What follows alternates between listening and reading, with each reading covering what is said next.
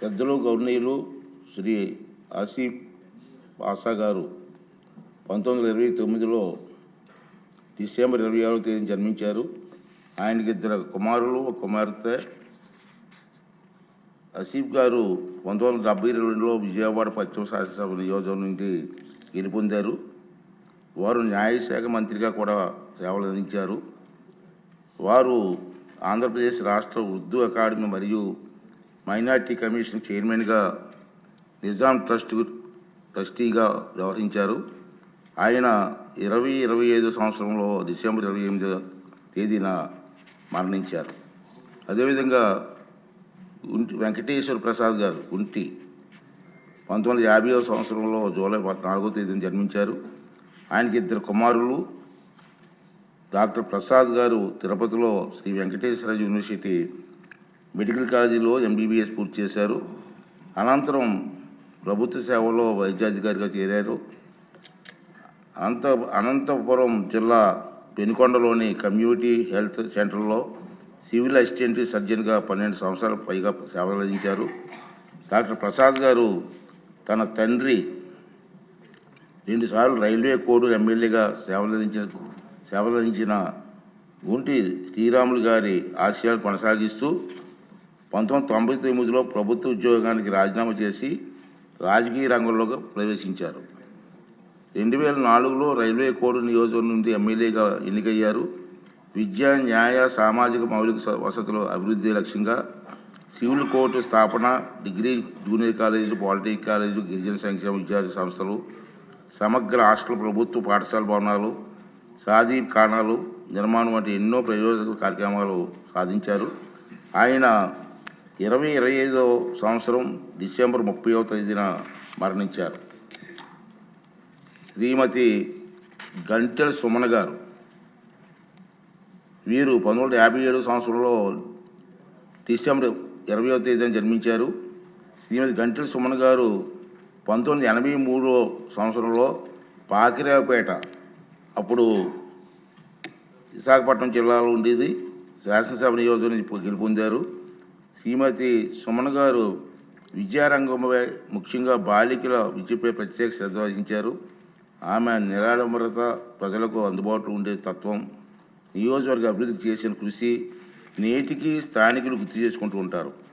ఆమె 2026వ సంవత్సరం జనవరి 2వ తారీఖున స్వర్గస్థులయ్యారు. అలాగే ఈ మధ్య కాలంలో గుండు అప్పల సూర్యనారాయణ గారు, శ్రీకాకుళం జిల్లా సీనియర్ నాయకులు, మొదటి నుంచి తెలుగుదేశం పార్టీలో ఉన్నటువంటి వ్యక్తులు.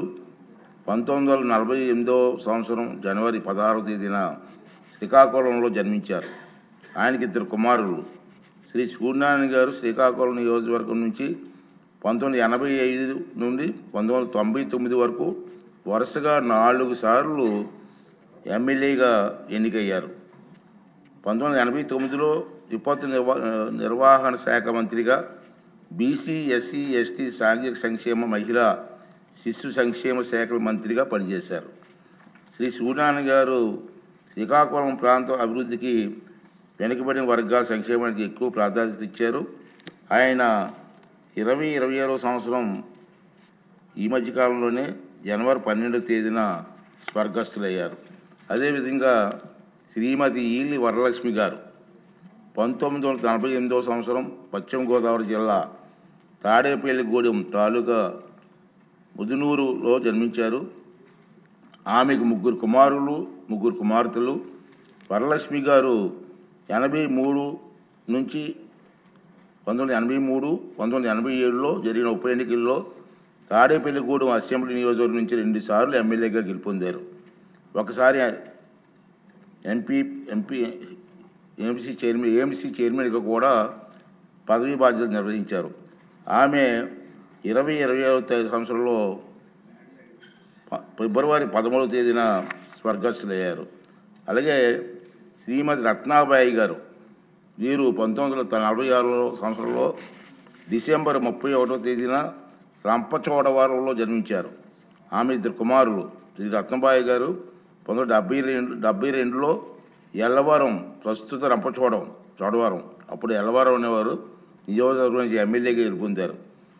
2007లో జీసీసీ చైర్మన్గా, 2009లో రాజ్యసభ సభ్యురాలిగా, 2014లో గవర్నర్ కోటాలో ఎమ్మెల్సీగా ఎన్నికయ్యారు. ఆమె 2026 సంవత్సరం ఫిబ్రవరి 15వ తేదీన స్వర్గస్థులయ్యారు. అలాగే పిడతల రాంభూపాల్ రెడ్డి గారు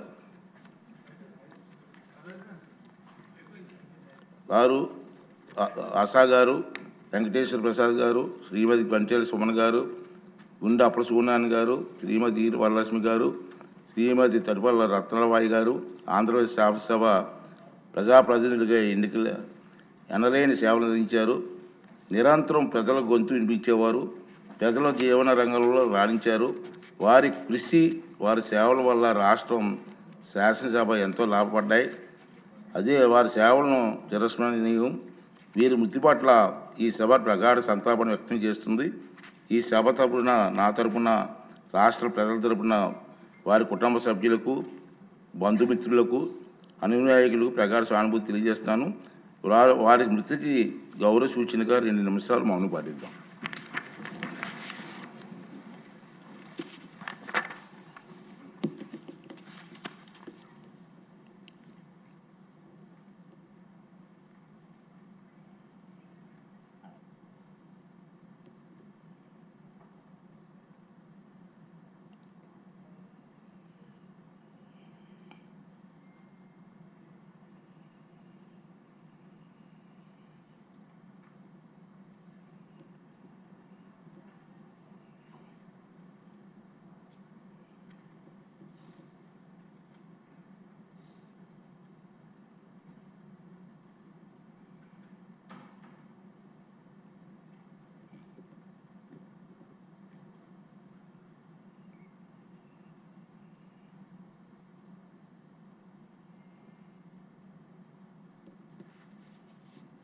ఓకే అండి.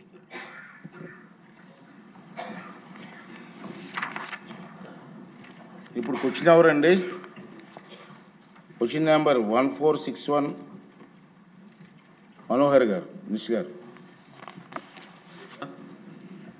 గౌరవ ఉప ముఖ్యమంత్రి గారి తరఫున ఈ ప్రశ్నకు సమాధానం ఇస్తున్నానండి.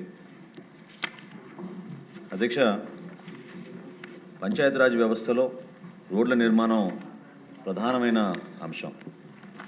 ప్రత్యేకంగా గౌరవ ఉప ముఖ్యమంత్రి గారు పంచాయతీరాజ్ శాఖ చేపట్టిన తర్వాత అనేక సంస్కరణలు, ప్రజలకు ఉపయోగపడే విధంగా కొత్త ఆలోచనలు, వాటితో పాటు గిరిజన ప్రాంతాల్లో అడవితల్లి బాట అనేది ప్రత్యేకంగా ఆయన చేపట్టారు అధ్యక్ష. వాటికి